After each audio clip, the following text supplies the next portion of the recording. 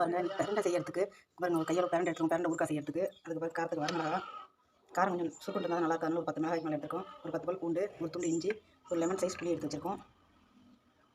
பாருங்கள் நல்லெண்ணெய் ஊற்றிட்டோம். இப்போ எண்ணெய் காய்ட்டும் அதை சேர்த்துக்கலாம். இப்போ பாருங்கள் பூண்டு இஞ்சி வரமிளகாலாம் வறுபட்டுருச்சு வணங்கிடுச்சு. இப்போ பிரண்டையை சேர்த்துக்கலாம். இதெல்லாம் பிஞ்சாக இருந்ததுனால நாங்கள் பாருங்கள் அப்படியே சேர்த்துட்டோம். குடிக்கிட்டு அரிஞ்சு தேவையில்ல. இப்போ பாருங்கள் பிரண்டை எல்லாம் நல்லா வதங்கிடுச்சு. இப்போ பாருங்கள் அந்த புளி எடுத்து புளியும் உப்பு இது சேர்த்துக்கலாம்.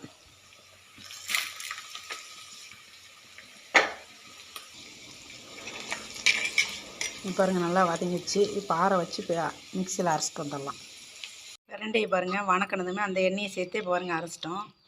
தண்ணி சேர்க்கக்கூடாது. வேணும்னா தாளிச்சிக்கலாம், வேண்டாம்னா அப்படியே கூட எடுத்து வெளியில் வச்சுக்கலாம். ஃப்ரிட்ஜில் வேணாலும் வச்சுக்கலாம், வெளியில் வச்சுக்கலாம்.